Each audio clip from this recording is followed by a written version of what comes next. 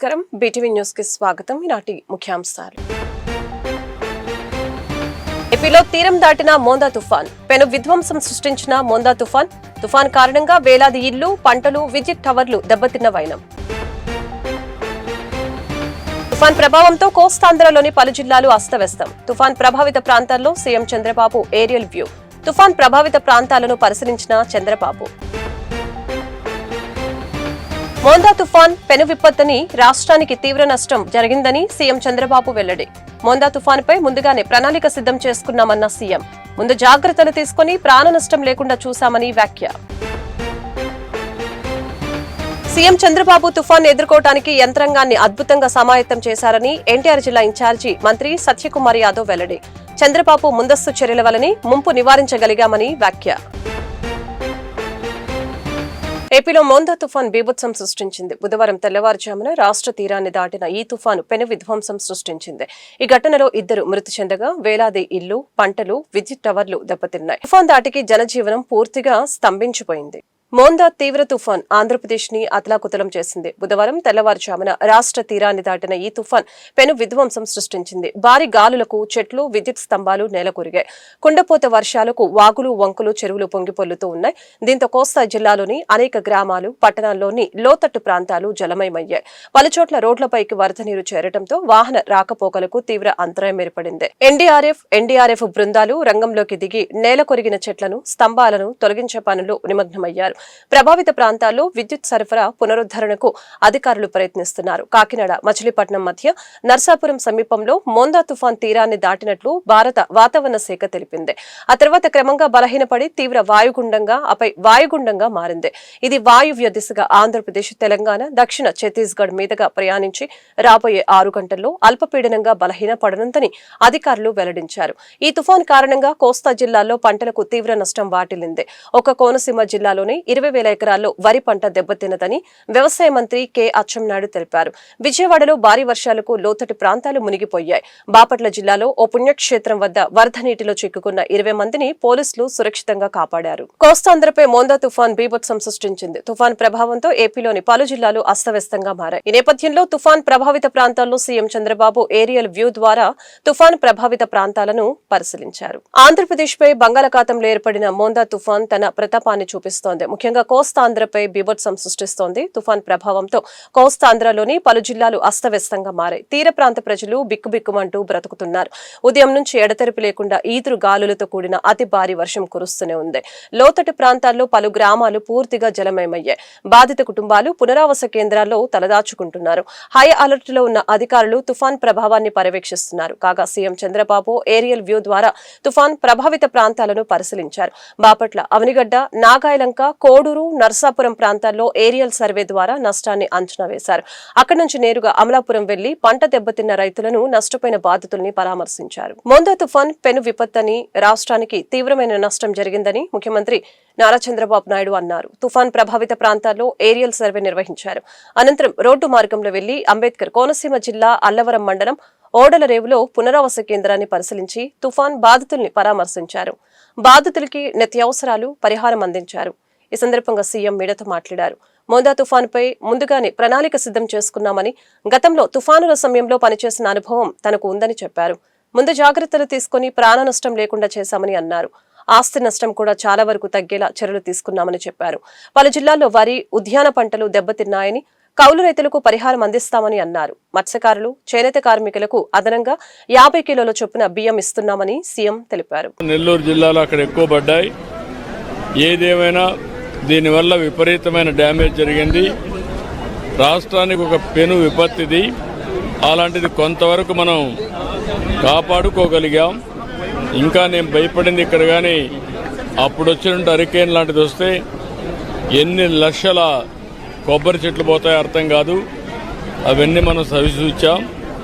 ఈసారి ఎక్కడా ప్రాణ నష్టం జరగలేదు.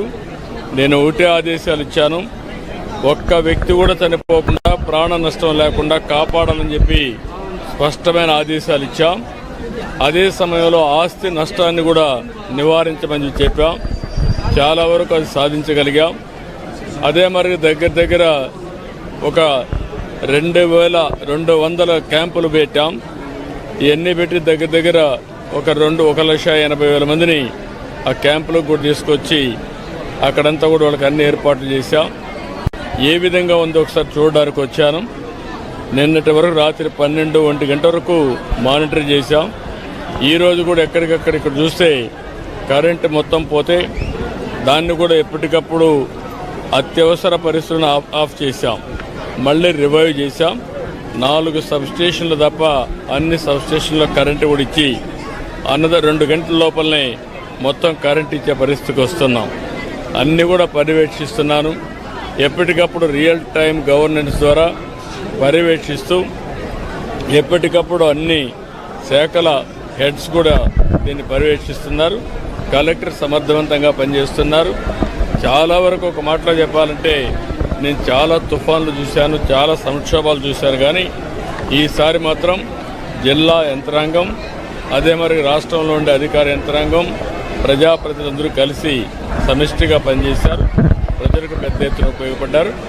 రాబోయే తొందరలోనే మిగిలిన ఏవైతే ముందు ప్రిపేర్డ్నెస్ వల్ల చాలా వరకు జటిలమైన సమస్యని చాలా సమర్థవంతంగా ఎదుర్కొన్నాం. నిన్న అందుకనే రెస్క్యూ కూడా మీరు చూస్తే 2 తప్ప అక్కడెక్కడ చనిపోయే పరిస్థితి లేకుండా మనం కాపాడుకోగలిగాం. ఇప్పుడు వీళ్ళందరికీ రిలీఫ్ కానీ మనం అనుకున్న ప్రకారం ఇవ్వాల్సిన అవసరం ఉంది. అవి కూడా ఆదేశాలు ఇచ్చాను. తొందరలో పూర్తి చేస్తాను. రాష్ట్రం మొత్తం మీద శ్రీకాకుళం నుంచి తిరుపతి వరకు మోస్ట్ ఎఫెక్ట్ అయిన తుఫానుగా హైయెస్ట్ ఏ జిల్లాకి ఎక్కువ డ్యామేజ్ అయ్యే అవకాశం అంటే రకరకాలుగా ఉంది. వరి పంట కొంతవరకు దెబ్బతినింది. హార్టికల్చర్ పంట కొంత దెబ్బతినింది. కొన్ని జిల్లాల్లో విపరీతంగా వర్షాలు పడ్డాయి. ఈరోజు నెల్లూరు, ప్రకాశం, బాపట్ల దగ్గర పరచూరు ఆ ఏరియాలో నేను ఏరియల్ సర్వేలో కూడా చూశాను. ముఖ్యమంత్రి నారా చంద్రబాబు నాయుడు తుఫాను ఎదుర్కోవడానికి యంత్రాంగాన్ని అద్భుతంగా సమాయత్తం చేశారని ఎన్టీఆర్ జిల్లా ఇన్ఛార్జి మంత్రి సత్యకుమార్ యాదవ్ తెలిపారు. చంద్రబాబు ముందస్తు చర్యల వల్లనే ముంపు నివారించగలిగామని చెప్పారు. ఎన్టీఆర్ జిల్లాలో కలెక్టర్ లక్ష్మీష అన్ని జాగ్రత్తలు తీసుకున్నారని చెప్పుకొచ్చారు. బుధవారం కలెక్టరేట్లోని కమాండ్ కంట్రోల్ సెంటర్లో తుఫాన్ సహాయక చర్యలను జిల్లా కలెక్టర్ లక్ష్మీషతో కలిసి ఎన్టీఆర్ జిల్లా ఇన్ఛార్జి మంత్రి మరియు రాష్ట్ర వైద్య ఆరోగ్య శాఖ మంత్రి సత్యకుమార్ యాదవ్ పర్యవేక్షించారు. ఈ సందర్భంగా మంత్రి సత్యకుమార్ యాదవ్ మాట్లాడుతూ ముఖ్యమంత్రి యంత్రాంగానికి దిశానిర్దేశం చేసి అన్ని విధాలుగా సంసిద్ధుల్ని చేశారని చెప్పారు. ఆ సన్నద్ధత కారణంగానే తుఫాన్ని సమర్థవంతంగా ఎదుర్కొని ఆస్తి ప్రాణ నష్టాలను నివారించగలిగామని చెప్పారు. ఎన్టీఆర్ జిల్లా కలెక్టర్ లక్ష్మీష అన్ని జాగ్రత్తలు తీసుకున్నారని, లోతట్టు ప్రాంతాలు, తుఫాన్ ముంపు ఉన్న ప్రాంతాల ప్రజల్ని పునరావాస కేంద్రాలకు తరలించారని చెప్పారు. కమాండ్ కంట్రోల్ సెంటర్ ఏర్పాటు చేసి ఏ సమస్య వచ్చినా సత్వరం పరిష్కరించగలిగేలాగా చూశారని చెప్పారు. బుడమేరు, ప్రకాశం బ్యారేజీలలో ఇన్ఫ్లో తక్కువగానే ఉందని చెప్పారు. వ్యాధులు ప్రబలకుండా అన్ని చర్యలు చేపట్టామని అన్నారు. పాముకాటు మందు సహా అన్ని రకాల ఔషధాలని అందుబాటులో ఉంచామని అన్నారు. గౌరవ ముఖ్యమంత్రి చంద్రబాబు నాయుడు గారు తీసుకున్న చర్యల వల్ల పూర్తిగా అధికార యంత్రాంగాన్ని ఈ విపత్తును ఎదుర్కోవడానికి సమాయత్తం చేయడం కారణంగా, జిల్లా కలెక్టర్ల సన్నద్ధత కారణంగా చాలా సమర్థవంతంగా ఎదుర్కోగలిగాం. తీవ్ర నష్టం వ్యాపిస్తుంది, ప్రాణ నష్టం జరగచ్చు అనుకున్న నేపథ్యంలో రాష్ట్ర ప్రభుత్వ యంత్రాంగం అప్రమత్తత కారణంగా అటువంటి నష్టం పెద్దగా సంభవించలేదు. ప్రభావిత జిల్లాల్లో కూడా చెట్లు పడిపోవడం, కొన్ని చోట్ల విద్యుత్ అంతరాయం కలిగించడం, ఈదురుగాలుల కారణంగా అనేక సబ్స్టేషన్లని విద్యుత్ నిలిపేయడం జరిగింది తప్పిస్తే పెద్దగా ప్రమాదం జరగలేదనే విషయం మనం చూస్తూ ఉన్నాం. అయితే ప్రతి గంటకు ఒకసారి రియల్ టైం మానిటరింగ్ చేస్తూ ఏ జిల్లాలో ఏ ప్రాంతాల్లో ఎంతెంత వర్షపాతం నమోదవుతోందని గుర్తించి తద్వారా జాగ్రత్త చర్యలు తీసుకునేలాగా జిల్లా యంత్రాంగాన్ని, అధికార యంత్రాంగాన్ని గౌరవ ముఖ్యమంత్రి గారు సన్నద్ధం చేసిన కారణంగా వాళ్ళు చాలా సమర్థవంతంగా మోంతా తుఫాన్ నుంచి రాష్ట్రాన్ని, రాష్ట్ర ప్రజల్ని ఆస్తి నష్టం జరగకుండా, పెద్ద ఎత్తున పంట నష్టం కూడా జరగకుండా ఆదుకోగలిగాం. కొన్ని వేల రిలీఫ్ క్యాంప్స్ని పెట్టి లోతట్టు ప్రాంతాల్లో ప్రజల్ని కానీ లేదా లంక గ్రామాల్లో ప్రజల్ని కానీ అతి ఎక్కువ వర్షపాతం నమోదవుతున్న ప్రాంతాల్లోని ప్రజల్ని కానీ తరలించడం ద్వారా వారికి అన్ని రకాల వసతులు, భోజన వసతి, అదేవిధంగా మెడికల్ క్యాంపులు కూడా ఏర్పాటు చేయడం ద్వారా ఇవాళ ఎటువంటి నష్టం లేకుండా అరికట్టుకోగలిగాం. ఇవాళ రాష్ట్ర వ్యాప్తంగా పరిస్థితి అదైతే ఎన్టీఆర్ జిల్లాలో కూడా జిల్లా కలెక్టర్ పూర్తిగా కంట్రోల్ కమాండ్ సెంటర్లో కూర్చొని ఇవాళ అనేక టీములని జిల్లా వ్యాప్తంగా నియమించి ఎక్కడికక్కడ తీసుకుంటున్న జాగ్రత్తల కారణంగా ఎక్కడ కూడా నీరు నిలవకుండా, ఎక్కడైనా చెట్లు పడిపోతే దాదాపు ఒక 41 చోట్ల చెట్లు పడిపోయినట్టుగా అదే పట్టణంలో కూడా.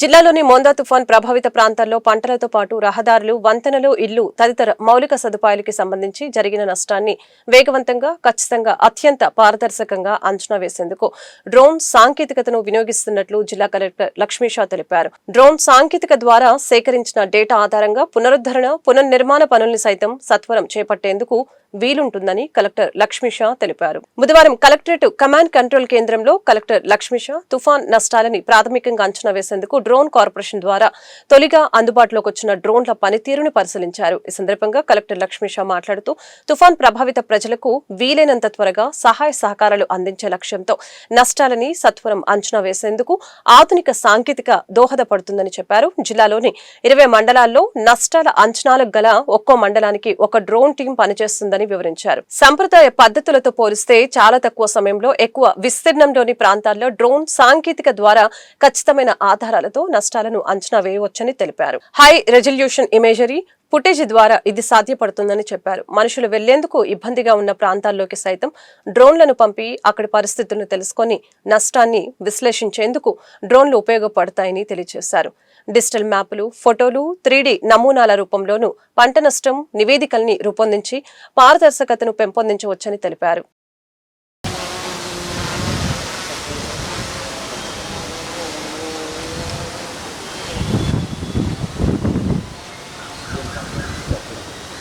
And as per the requirement of the upstairs, if they ask, we put to the fields and you see what are the water bodies, roads, then let people disinfection and keep visuals and also photo also comes in this, right? Yeah, we should stop the recording and photo on both photos of each and video.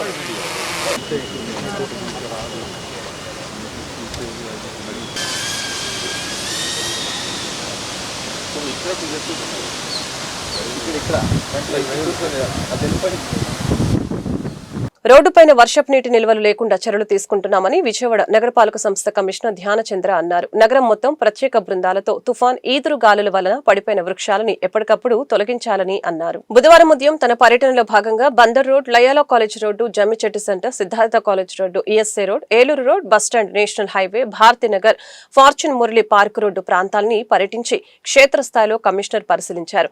ఈ సందర్భంగా commissioner మాట్లాడుతూ వర్షపు నీటి నిల్వల్ని ఎక్కడ నిల్వ ఉండకుండా ఎయిర్టెక్ మిషన్లు, గల్ఫర్లతో ఎప్పటికప్పుడు తొలగించాలని, మాన్సూన్ రెస్పాన్స్ టీం అప్రమత్తంగా ఉంటూ రోడ్డుపైన నీటి నిల్వలు లేకుండా చర్యలు తీసుకోవాలని అధికారుల్ని ఆదేశించారు. చౌకింగ్ పాయింట్లు, ఫ్లోటింగ్ గార్బేజ్లను అవుట్ఫాల్ డ్రైన్లలో ఎప్పటికప్పుడు తొలగించాలని అధికారుల్ని ఆదేశించారు. తన పర్యటనలో డోర్నకల్ రోడ్, అలీ బైక్ స్ట్రీట్, గవర్నర్పేట, బస్టాండ్కి వెళ్లే జాతీయ రహదారి వద్ద గల ఎం హోటల్, భారతీనగర్ మరియు ఫార్చ్యూన్ మురళి పార్కు వద్ద రహదారులపైన పడిపోయిన వృక్షాలను గమనించి ప్రజలకు ఇబ్బందులు కలగకుండా వెంటనే వృక్షాలను తొలగించాలని అధికారుల్ని ఆదేశించడం జరిగింది. నగరం మొత్తం ప్రత్యేక బృందాలతో తుఫాన్ ఈదురు గాలుల వలన పడిపోయిన వృక్షాలను ఎప్పటికప్పుడు తొలగించాలని అన్నారు. తదుపరి గులాబీ తోటలో ఉన్న అన్నా క్యాంటీన్లో క్షేత్రస్థాయిలో పరిశీలించారు. తుఫాన్ నేపథ్యంలో అన్నా క్యాంటీన్లో ఎటువంటి ఇబ్బందులు తలెత్తకుండా చూసుకోవాలని, అందుకు తగ్గట్లుగా అధికారులు అప్రమత్తంగా ఉంటూ ఏమైనా మరమ్మతులు వచ్చినచో వెంటనే వాటిని పూర్తి స్థాయిలో పూర్తి చేయాలని అధికారుల్ని ఆదేశించారు. పశ్చిమంలో నీట మునిగిన ప్రాంతాలను మాజీ మంత్రి వెల్లంపల్లి శ్రీనివాసరావు పర్యటించారు. నీట మునిగిన ఇళ్లకు నష్టపరిహారం అందించాలని డిమాండ్ చేశారు.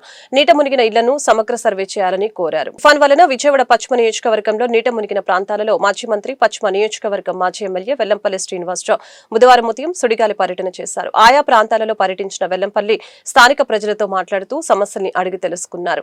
నగరపాలక సంస్థ కమిషనర్ మరియు ఆర్డీఓ తదితర ఉన్నత అధికారులతో మాట్లాడి స్థానిక సమస్యల్ని వివరించడం జరిగింది. ఈ సందర్భంగా వెల్లంపల్లి మాట్లాడుతూ వేసవి కాలంలో కాలువలలో సీల్డ్ కనుక తీసుంటే ఈ రోజు ఇల్లులు నీట మునిగేవి కాదని చెప్పారు. నీట మునిగిన ప్రాంతాల్లో ఉన్న ప్రజలకు నష్టపరిహారం ప్రకటించాలని ప్రభుత్వాన్ని డిమాండ్ చేయడం జరిగింది. కొద్దిపాటి వర్షానికే ఇళ్లలోకి నీరు రావటం అంటే పాలకుల నిర్లక్ష్యమని మండిపడ్డారు.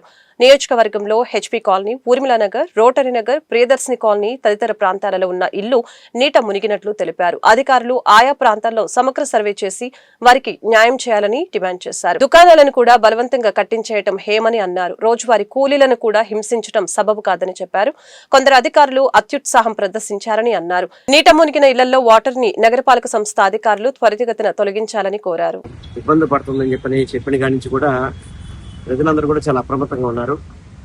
కాకపోతే ఇంకా వాస్తవం చెప్పాలంటే విజయవాడ ఆ తుఫాన్ ఎఫెక్ట్ నుంచి లేకపోవడం చాలా సంతోషంగా ఉంది. ఎందుకంటే ఆ సైక్లోన్ కనుక గట్టిగా వచ్చుంటే కనుక విజయవాడ నగరానికి కూడా కొంత ఇబ్బందులు ఉంటాయని చెప్పిన ఆలోచనతో అధికారులు చాలా వరకు అందరినీ అప్రమత్తం చేశారని చెప్పని చెప్తున్నారు. కానీ ఈ వాటర్ ఈ కొద్దిపాటి వర్షానికే మనకి ఈ రోజు చూసుకుంటే కనుక భవనపురంలో ఓల్డ్ హౌసింగ్ బోర్డు కానివ్వండి, అదేవిధంగా డూప్లెక్స్ హౌస్లు కానివ్వండి, ప్రియదర్శిని కాలనీ కానీ, కొండల బజార్ కానివ్వండి, ఊర్మిళ నగర్ కానివ్వండి, రోటరీ నగర్ కానివ్వండి, ఇవన్నీ కూడా వాటర్తో నిండిపోయిన పరిస్థితి. వీటిని సరైన టైంలోనే ముందులోనే గనక స్కిల్ట్ సరిగ్గా తీసేసి ఉంటే కనుక, ఎందుకంటే ప్రతి సంవత్సరం సమ్మర్ అయ్యేటప్పటికీ కాలువలన్నీ కూడా పూడికలు తీసే పరిస్థితి ఉండేది. అది ఈ శానిటేషన్ కాకుండా సపరేట్ గా పెట్టి చేసేది. కానీ అట్లా చేస్తుంటే కనుక ఈ వాటర్ కూడా వచ్చే పరిస్థితి ఉండేది కదా. ఎందుకంటే ఇవన్నీ కూడా రోడ్లు వేసి అంతా డెవలప్ చేసిన ఏరియా ఇదంతా కూడా. కాలువలు పూడికలు సరిగ్గా తీయకపోవడం వల్ల వచ్చిన ప్రాబ్లంతో ఈ చిన్నపాటి వర్షాలు కూడా. ఎందుకంటే మనం చెప్పుకోవడానికి గత 4 రోజుల నుంచి సైక్లోన్ చెప్పుకుంటాం కానీ అది మన విజయవాడకి అంత పెద్ద ఎఫెక్ట్ చూపెట్టే పరిస్థితి లేదు. అయినా కానీ ప్రజలు ఇబ్బంది పడే పరిస్థితి. ముఖ్యంగా చెప్పాలంటే షాపుల్ని బలవంతంగా కట్టించేస్తారు. వాస్తవంగా ఎవరి కాళ్ళు రోజువారీ బతికే వాళ్ళు చాలా మంది ఉంటారు.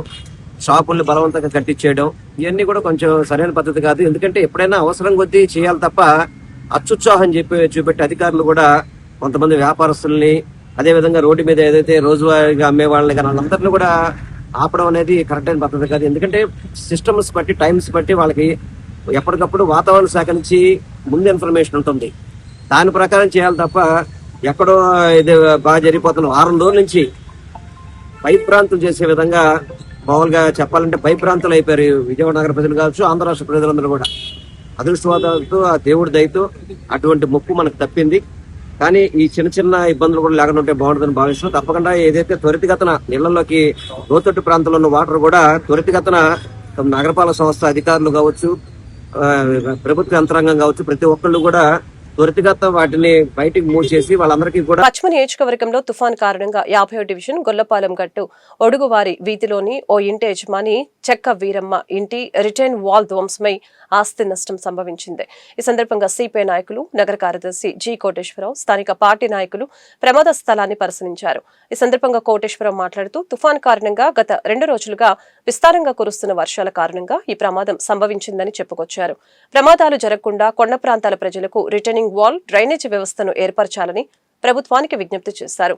ఈ విపత్తును జాతీయ విపత్తుగా గుర్తించి కేంద్ర, రాష్ట్ర ప్రభుత్వాలు నగరపాలక సంస్థకు నిధులు ఇస్తే కొండ ప్రాంత ప్రజలు ప్రమాదాలు జరగకుండా తగిన సదుపాయాలు కల్పించవచ్చని తెలిపారు. రోజులుగా విస్తారంగా కురుస్తున్నటువంటి వర్షాలకి తుఫాను ప్రభావంతో 50వ డివిజన్ ఒడుగువారి వీధిలోని డోర్ నెంబర్ 6-13-19/2 ఇల్లు, వీరమ్మ గారి ఇల్లు కూలిపోయింది. సప్తా మొత్తం కూడా కూలిపోయి మొత్తం కూడా ఇంట్లో ఉన్నటువంటి సామాగ్రి మొత్తం కూడా ధ్వంసమైనటువంటి పరిస్థితి ఉన్నది. కాబట్టి అధికారులు ఈ సందర్భంగా సిపిఐగా విజ్ఞప్తి చేసేది, కొండ ప్రాంతాల్లో పటిష్టవంతమైనటువంటి రిటైనింగ్ వాల్స్ నిర్మాణం చేపట్టడం, అలాగే గుబురుగా పెద్దగా పెరిగిపోయినటువంటి చెట్లు, చాలా ప్రమాదకరంగా ఉన్నటువంటి చెట్లను తొలగించేటటువంటి దానికోసం చర్యలు చేపట్టాలని చెప్పి ఈ సందర్భంగా చెప్పేటటువంటిది, ప్రమాదం సంభవించేటటువంటి సందర్భంలో అధికారులు అప్రమత్తమై వారికి సహాయక చర్యలు చేయటంలో నిమగ్నమవుతూ ఉన్నారు. అలాగే రిహాబిలిటేషన్ సెంటర్స్ ఏర్పాటు చేయడంలో చేస్తూ ఉన్నారు. కానీ మేము అడిగేటటువంటిది, మేము సూచించేటటువంటిది ప్రభుత్వానికి, అధికారులకి prevention is better than cure అన్నారు పెద్దలు. కాబట్టి ప్రమాదం సంభవించినప్పుడు వారిని ఆదుకునేటటువంటి దానికంటే కూడా ప్రమాదాలు సంభవించకుండా ఉండేటటువంటి దానికి శాశ్వతమైనటువంటి పరిష్కారాలు, చర్యలు చేపట్టాలి. అంటే ప్రధానంగా కొండ ప్రాంతాల్లో రిటైనింగ్ వాల్స్తో పాటు మురుగునీరు పారుదలయ్యేటటువంటి డ్రైనేజ్ వ్యవస్థ సరిగ్గా లేకపోవటం వలన ఆ డ్రైనేజీలో వచ్చేటటువంటి వాటర్ కొండ చెరువుల్లోకి వెళ్ళిపోవటం వలన తరచూ కూడా సాయిల్ అంతా కూడా మెత్తబడిపోయి ఇలా వర్షాలు వచ్చినప్పుడు అదంతా కూడా ఇళ్ల మీద పడేటటువంటి పరిస్థితి ఉన్నది. కాబట్టి తక్షణమే నగరపాలక సంస్థ అధికారులు ఈ విపత్తుని, ఈ తుఫాన్ని జాతీయ విపత్తుగా భావించి కేంద్ర ప్రభుత్వం, రాష్ట్ర ప్రభుత్వానికి తగు మోతాదులో నిధులు కేటాయించడం వలన నగరపాలక సంస్థకి నిధులు రాబట్టడం ద్వారా కొండ ప్రాంతాల్లో ఉన్నటువంటి నివాసిత ప్రాంతాల్లో డ్రైనేజ్ వ్యవస్థను మెరుగుపరచడం, రిటైనింగ్ వాల్స్ నిర్మాణం చేయటం, అలాగే ప్రమాదపరితంగా ఉన్నటువంటి చెట్లను, పెద్దగా మానులై ఉన్నటువంటి చెట్లను తొలగించడం ద్వారా ఈ రకమైనటువంటి ప్రమాదాలు నివారించేటటువంటి దానికి శాశ్వతమైనటువంటి చర్యలు చేపట్టాలని ప్రభుత్వ అధికారులని ఈ సందర్భంగా సిపిఐగా కోరుతా ఉన్నాం. ఈ రోజున ప్రమాదం సంభవించినటువంటి 50 డివిజన్లో ఈ ఒడుగువారి వీధిలో చెక్కా వీరమ్మ గారి యొక్క ఇంటి మొత్తం కూడా ధ్వంసం అయిపోయింది. వారిని ఆర్థికంగా డిజాస్టర్ నుంచి వచ్చేటటువంటి నిధులతోటి ఆర్థికంగా వారికి ఇల్లు కట్టుకునేటటువంటి దానికి ప్రభుత్వం చర్యలు చేపట్టాలనేటటువంటిది ఈ సందర్భంగా సూచిస్తూ ప్రభుత్వం చేసేటటువంటి సహాయక చర్యలు నిమగ్నమయ్యేటటువంటి దాంట్లో మేము ఈ సందర్భంగా అభినందిస్తూ శాశ్వతమైనటువంటి పరిష్కారానికి చర్యలు చేపట్టేటటువంటి దానికోసం ఈ తుఫాన్ కారణంగా పశ్చిమ నియోజకవర్గంలో నివసిస్తున్న కొండ ప్రాంత వాసులను సురక్షిత ప్రాంతాలకు తరలించడానికి పోలీసులు విశేష కృషి చేస్తున్నారు. కొత్తపేట సిఐ కొండలరావు పర్యవేక్షణలో పోలీసు సిబ్బంది కొండ ప్రాంత ప్రజలను సురక్షిత ప్రాంతాలకు తరలించడానికి కీలక పాత్ర పోషిస్తున్నారు. కొండపైన నివసిస్తున్న వారిని అప్రమత్తం చేసి వారిని సురక్షిత ప్రాంతాలకు ప్రభుత్వం ఏర్పాటు చేసిన పునరావాస కేంద్రాలకు తరలిస్తున్నారు. పశ్చిమ ప్రాంతంలో ఎక్కువ భాగం కొండ ప్రాంతం కావడంతో అక్కడ నివసిస్తున్న వారందరినీ అప్రమత్తం చేయడంలో పోలీసు సిబ్బంది ప్రత్యేకంగా కృషి చేస్తున్నారు. మీరు చక్కగా పునరావాస కేంద్రానికి వెళ్ళండి. మార్నింగ్ బ్రేక్ఫాస్ట్, టిఫిన్, భోజనం, రాత్రి భోజనం కూడా అక్కడే పెడతారు. మంచాలు ఉన్నాయి, అక్కడ పరుపులు ఉన్నాయి, దుప్పట్లు, టవళ్ళు, మందులు ఏమైనా అవసరం అయితే మందులు కూడా ఉన్నాయి. నువ్వు అవన్నీ పట్టించుకోకుండా ఈ వర్షంలో పిల్లోడికి స్నానం చేయించుకుంటున్నావు. పైనుంచి ఏమైనా కొండ చెయ్యలు పడితే ఎట్లాగమ్మా? చెయ్యి చూపించి ఇవాళ వెళ్తావా? చెప్పు, చెయ్యి చూపించు. ఇవాళ వెళ్తావా? 2 రోజులు ఎండ వచ్చినాక మళ్ళీ ఇంటికి వచ్చేసే. వింటున్నావమ్మా? ప్రజలకు అధిక వడ్డీ ఇస్తామని ఆశ చూపి కోట్లాది రూపాయలు డిపాజిట్ సేకరించి మోసం చేసిన Advika trading company MD Aditya, అతని భార్య సుజాత, మరికొందరు కీలక ఏజెంట్లను అదుపులోకి తీసుకున్నట్లు విజయవాడ పోలీస్ కమిషనర్ రాజశేఖర్ బాబు తెలిపారు. అధిక వడ్డీ వస్తుందని ఆశపడి డబ్బులు కట్టి మోసపోవద్దని, ప్రభుత్వ లైసెన్స్ ఉన్న సంస్థల్లో మాత్రమే పొదుపు చేసుకోవాలని సూచించారు. నగరంలో బందర్ రోడ్ పోలీస్ కమిషనర్ కార్యాలయంలో పోలీస్ కమిషనర్ ఎస్వి రాజశేఖర్ బాబు విలేకరులతో మాట్లాడారు.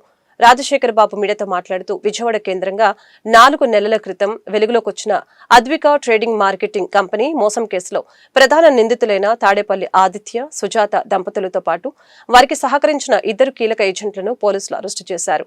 ఈ ఏడాది జూన్ 26న బాధితుడు గణేష్ చంద్ర, అతని కుటుంబ సభ్యులు మాచవరం పోలీస్ స్టేషన్లో ఫిర్యాదు చేశారు. వేల మంది బాధితులు కావటం, నష్టపోయిన మొత్తం 140 కోట్ల వరకు ఉండటంతో లోతైన దర్యాప్తు కోసం విజయవాడ పోలీసు ప్రత్యేక బృందాలను నియమించి కేసు దర్యాప్తు చేపట్టినట్లు కమిషనర్ ఎస్పీ రాజశేఖర్ బాబు పేర్కొన్నారు. అద్విక ట్రేడింగ్ కంపెనీ వ్యవస్థాపకులు తాడేపల్లి ఆదిత్య మాటలు నమ్మి 53 లక్షలు డిపాజిట్ చేసినట్లు గణేష్ చంద్ర పోలీసులకు తెలిపారు. తనకి తిరిగి 13 లక్షలు ఇచ్చి కంపెనీ మూసివేశారని, న్యాయం చేయాలని కోరటంతో మాచవరం పోలీసులు కేసు నమోదు చేశారు. ఈ కేసులో సంస్థ ఎండీ ఆదిత్య, అతని భార్య సుజాతను పోలీసులు అరెస్టు చేశారు. ఏజెంట్లు బాలకృష్ణమూర్తి, నాగలక్ష్మీదేవిని అరెస్టు చేసినట్లు కమిషనర్ రాజశేఖర్ బాబు తెలిపారు. ఈ కేసులో 1355 మంది వరకు ఉన్నట్లు దర్యాప్తులో తేలిందని చెప్పారు. 23 లక్షల నగదు, 570 గ్రాముల బంగారు వస్తువులు, 750 గ్రాముల వెండి వస్తువులు, టాటా సఫారీ కారు, కంప్యూటర్లు స్వాధీనం చేసుకున్నట్లు పోలీస్ కమిషనర్ రాజశేఖర్ బాబు స్పష్టం చేశారు. ఈ కేసు విచారణలో కృషి చేసిన పోలీసు అధికారులు రివార్డులు అందజేశారు. సో మీకు అందరూ తెలుసు, మామూలుగా ఈ వైట్ కాలర్ అఫెన్సెస్ లో అంత ఈజీగా డబ్బులు రావు. సో ప్రజలకు ప్రతి సందర్భంలో అప్రమత్తం చేస్తున్నాము. మీరు దయచేసి ఈ చిట్స్లో అనాథరైజ్ చిట్స్లో మీరు కానీ ఇన్వెస్ట్ చేస్తే ఈరోజు కాకపోతే ఏ రోజైనా ప్రైవేట్ చిట్స్ నేను చెప్తాను. ప్రైవేట్ చిట్స్ కూడా ముందు వేస్తానే ఉంటాడు, వేస్తాడు. ఏదో ఒక సందర్భంలో ఈ ప్రైవేట్ చిట్స్ కూడా ఏదో ఒక సందర్భంలో మోసం చేసేది మాత్రం పక్కన గ్యారెంటీ పంచాలి. అది ప్రజలు గమనించాలి. దయచేసి ఆథరైజ్ చిట్స్తోనే మీరు ఇన్వెస్ట్ చేయాలి. అంతేగాని అనాథరైజ్ చిట్స్ చేస్తే ఖచ్చితంగా ఏదో ఒక సందర్భంలో మీకు చేస్తాడు. సో డబ్బులకు ఆశపడద్దు, డబ్బులు కొట్టే రావు, ఆశపడద్దు. ఏదో 10%, 15% ఇస్తానని ఒకరు పెట్టేస్తే ఆయన చూసి ఫస్ట్ రోజు బాగానే ఉంటారు, మనకి ఇచ్చినట్టే ఉంటాడు. రిటర్న్స్ విపరీతంగా దాంట్లో ఆశకి వచ్చేసి మనము గ్రీడ్ అనేది మనకి సంపేస్తుంది. దయచేసి ప్రజలందరూ కూడా అర్థం చేసుకోవాలి. సో కోర్టు అని వీళ్ళకు ఎలక్షన్ ఇస్తాము. తర్వాత ఏజెంట్స్ అన్నారు, రోజర్స్ ఏజెంట్స్ వీళ్ళకి 3 కోట్లు పోయింది. అంటే 144 కోట్లు అనేది మనమే ఇప్పించగలిగితే మనము ఈ కేసులో ఇన్వెస్టిగేషన్ కంప్లీట్ అయినట్టే. సో దాని గురించి మేము ఈ రోజు ఈ 1417 మంది ఎవరైతే ఉన్నారో వీళ్ళందరినీ ఎగ్జామ్ చేయడం జరిగింది. టీమ్స్ కొన్ని టీమ్స్ అసలు ఏం జరిగిందని తెలుసుకోవడానికి మాకు ఒక 4-5 months పట్టింది. సో ఈ 1417 మందిని మనము ఎగ్జామ్ చేయడం జరిగింది. ముఖ్యంగా నేను చెప్పదలుచుకున్నది ఏంటంటే రెండో లైన్లో ఉన్న గెయినర్స్ 204 మంది గెయినర్స్ వాళ్ళకి 30 కోట్లు ఇన్వెస్ట్ పెట్టి 50 కోట్లు తీసుకున్నారు. అంటే వీళ్ళు అనాథరైజ్డ్ చిట్స్ లో డిపాజిట్ చేసి గెయిన్ పొందడం కూడా నేరమే. మీరు నేను ముందు పోయిన కేసులో చెప్పాను, ఫస్ట్ 20 కోట్లు ఎనక్స్ సరే మిస్టేక్ లేదు, మనము క్షమించేసి వదిలేయచ్చు. లేదంటే ఆ 204 మంది కూడా అక్యూజ్ అవుతారు. దయచేసి ఆ 20 కోట్లు వెనక్కి ఇవ్వండి. సో అది ఒకటి. అది మన బ్యాంక్ ఒక అకౌంట్ ఉంటుంది, కోర్టు సంబంధించిన అకౌంట్ ఉంటుంది. దాన్ని ఫిక్స్డ్ డిపాజిట్ చేసి మాకు ఇస్తే అది మనం రికవరీ చూపించడానికి అవకాశం ఉంది. సో దాని మీద నడుస్తుంది. ఎందుకంటే ముందుగా ప్రధానమైన జరిగింది. ఇప్పుడు 204 మంది గెయినర్స్ కూడా నోటీస్ జరుగుతుంది. తిరుమల డైరీ యాజమాన్య హక్కుల్లో తమకు వాటా ఇవ్వకుండా డైరీ ఎండీ బత్తిని నాగేశ్వరరావు మోసం చేశారని సోదరులు ఆరోపించారు. ఆస్తుల పంపకాలలో అన్యాయం జరిగిందని బత్తిని సోదరులు మీడియా సమావేశం ఏర్పాటు చేశారు. తిరుమల డైరీ నుంచి రావాల్సిన షేర్స్ తమకు రావటం లేదని Tirumala dairy managing director Battini Nageswara Rao సోదరుడు బత్తిని ప్రభాకర్ ఆరోపణలు చేశారు. తమకు న్యాయం చేయాలని పోలీసులు ప్రభుత్వానికి ఆయన విజ్ఞప్తి చేశారు. తిరుమల డైరీలో రావాల్సిన వాటాల గురించి బాధిత కుటుంబ సభ్యులు బందర్ రోడ్డు లబ్బిపేటలోని ఓ హోటల్లో విలేకరుల సమావేశం ఏర్పాటు చేశారు. ఈ సందర్భంగా Tirumala dairy managing director Battini Nageswara Rao సోదరుడు బత్తిని ప్రభాకర్ మాట్లాడుతూ 1995లో ప్రకాశం జిల్లా వెల్లల చెరువు వద్ద తిరుమల డైరీని మా నాన్న కోటేశ్వరరావు ప్రారంభించారని తెలిపారు. మేము మొత్తం 8 మంది సోదరులమని, తిరుమల డైరీ విషయంలో మా అన్న డైరీ ఎండీ బత్తిని నాగేశ్వరరావు 4 సోదరుల్ని మోసం చేశారని అన్నారు. మా అన్న పేరు మీద ట్రాన్స్ఫర్ అయిన డైరీ షేర్లు ఫోర్జరీ ద్వారా జరిగాయని వెల్లడించారు. మా సోదరులకు ఆస్తి సమాన భాగంగా పంపిణీ చేయలేదని చెప్పారు. తిరుమల డైరీలో రావాల్సిన షేర్లు మా 4 సోదరులకి దక్కలేదని అన్నారు. దీనిపై పోలీసులకు ఫిర్యాదు కూడా చేసినట్లు తెలిపారు. మా తండ్రి నుంచి రావాల్సిన వారసత్వ ఆస్తిని కూడా నాగేశ్వరరావు మోసపూరితంగా తనకు మళ్లించుకున్నారని ఆరోపించారు. శివప్రసాద్ అనే ఒక సోదరుడు తనకి తిరుమల డైరీలో రావాల్సిన 16,500 షేర్ల కోసం 2000 సంవత్సరంలో నోటీస్ పంపారని చెప్పారు. నోటీస్ రావడంతో సోదరుల్ని మోసం చేయవద్దని భాగస్వాములు నాగేశ్వరరావును మందలించారని, దీంతో శివప్రసాద్కి తెలియకుండా షేర్లు అన్ని నాగేశ్వరరావు బదిలీ చేసుకున్నారని అన్నారు. ఎవరైనా కుటుంబం నుంచి ఎదురు తిరిగితే నాగేశ్వరరావు వాళ్ళను కుటుంబం నుంచి బయటకు పంపుతున్నారని ఆరోపించారు. విలేకరుల సమావేశంలో బత్తిని వెంకటేశ్వరరావు, బత్తిని గణేష్, బత్తిని వెంకటరమణ తదితరులు పాల్గొన్నారు. ప్రభాకర్ అండి, మా నాన్నగారి పేరు బత్తిని కోటేశ్వరరావు గారు. మా నాన్నగారికి మేము 8 మంది మగపిల్లలు, 2 ఆడపిల్లలు అండి. దాంట్లో మొట్టమొదటి వ్యక్తి బత్తిని నాగేశ్వరరావు గారు. నేను 6వ వాడిని అండి. నా పేరు ప్రభాకర్ అండి. మా తమ్ముడు వెంకటేశ్వరరావు అండి. 3వ అన్నయ్య బత్తిని వెంకట శివప్రసాద్ గారు. ఆయన చనిపోయారండి. ఆయన భార్య మా వదిన గారు, వాళ్ళ పెద్ద అబ్బాయి. ఇంకొక అబ్బాయి హైదరాబాద్లో జాబ్ చేస్తున్నాడు. మా ఫాదర్ వృత్తిరీత్యా డ్రైవర్ అండి, లారీ డ్రైవరు. ఆయన కష్టపడి సంపాదించిన లారీని ఒకటి అమ్మి ఫైనాన్స్ కంపెనీలో బొల్లా బ్రహ్మనాయుడు గారితో వ్యాపారం స్టార్ట్ చేశారండి 1990లో. ఆ వ్యాపారం మనీ ఫైనాన్స్ అండి కంపెనీ పేరు. దాని మీద వచ్చిన లాభంతో Tirumala dairy milk products Vellala చెరువులో స్టార్ట్ చేశారు. దానికి మేనేజింగ్ డైరెక్టర్ దూలిపల్ల సాంబశివరావు గారు, ఇంకొక డైరెక్టర్గా వచ్చేసి మన దండా బ్రహ్మానందం గారండి. బత్తిన నాగేశ్వరరావు అనే అతను డైరెక్టర్ అండి. ఆ డైరీ 1995లో స్టార్ట్ చేశారండి. 96లో వర్కింగ్ క్యాపిటల్ కోసం మా ఫాదరు, మాది జాయింట్ ఫ్యామిలీ అండి, మాకున్న 4 ఇళ్ళు కూడా సత్తెనపల్లి స్నేహ ఫైనాన్స్ సాంబశివరావు గారి దగ్గర తాకట్టు పెట్టి, ఆ ఇళ్లతో పాటు ఇంకో 2 లారీలు ఉన్నాయండి, ఆ లారీలు కూడా తాకట్టు పెట్టి 10 లక్షల వర్కింగ్ క్యాపిటల్ కింద తీసుకొచ్చాడు ఉమ్మడి కుటుంబంలో. అదేవిధంగా బ్రహ్మనాయుడు గారు కూడా తనకున్న ఆస్తులను తాకట్టు పెట్టి ఫైనాన్స్ తీసుకొచ్చి డైరీ అభివృద్ధి కోసం పాటుపడ్డారండి వాళ్ళు. ఆ విధంగా డైరీ అభివృద్ధి చెందుతున్న టైంలో బత్తిన నాగేశ్వరరావుకి ఒక దుర్మార్గపు ఆలోచన మనసులోకి వచ్చి కలిగిందండి. ఈ డెవలప్మెంట్ మొత్తం కూడా చూసిన తర్వాత ప్రతి ఆస్తి కూడా ఉద్దేశపూర్వకంగానే, మా ఫాదరు ఏప్రిల్ 21, 2021 చనిపోయారండి. అంటే ఆయన చనిపోయే నాటికి 87 సంవత్సరాలు. డైరీలో డెవలప్ అవుతున్న టైంలో మా ఆస్తులు తాకట్టు పెట్టినప్పుడు ఏ చిన్న అవకతవకలు జరిగినా మొత్తం కుటుంబం మొత్తం నష్టానికి వచ్చేది. అటువంటిది మా అదృష్టం కొద్ది అభివృద్ధి చెంది లక్షలు సంపాదించారు, డైరీలు కోట్లు సంపాదించారు. ఈ రోజున ఆ క్రెడిబిలిటీ మొత్తం బత్తిన నాగేశ్వరరావు తీసుకొని అన్ని కోట్లు అతనే ఎంజాయ్ చేస్తూ ఉన్నాడండి. యాక్చువల్గా మా 3వ అన్నయ్య బత్తిన వెంకట శివప్రసాద్ గారికి 16,500 షేర్లు ఉన్నాయండి. అతను 2000 సంవత్సరంలో ఒక ప్రముఖ విద్యార్థుల కోసం, విద్యార్థుల భవిష్యత్తు కోసం అనేక ఉద్యమాలు చేసిన వ్యక్తి వంగవీటి రాధాకృష్ణ అని మాజీ ఎమ్మెల్యే వంగవీటి రాధా అన్నారు. ఆయన అడుగుజాడల్లో వంగవీటి రంగ నడుచుకున్నారని, రంగ తర్వాత అనేక మంది నాయకులు పుట్టుకొచ్చారని చెప్పారు. ప్రజానాయకులు వంగవీటి రాధాకృష్ణ 51వ వర్ధంతిని పురస్కరించుకుని మాజీ ఎమ్మెల్యే వంగవీటి రాధా కార్యాలయంలో వర్ధంతి వేడుకలు ఘనంగా జరిగాయి. కార్యక్రమంలో మాజీ ఎమ్మెల్యే వంగవీటి రాధా పాల్గొని వంగవీటి రాధాకృష్ణ విగ్రహానికి పూలమాలలు వేసి నివాళులు అర్పించారు. ఆంధ్ర రాబిన్ వుడ్ అంటే అది వంగవీటి రాధాకృష్ణ అని, ఆయన తర్వాత రంగా వచ్చారని, రంగా తర్వాత అనేక మంది నాయకులు పుట్టుకొచ్చారని చెప్పుకొచ్చారు.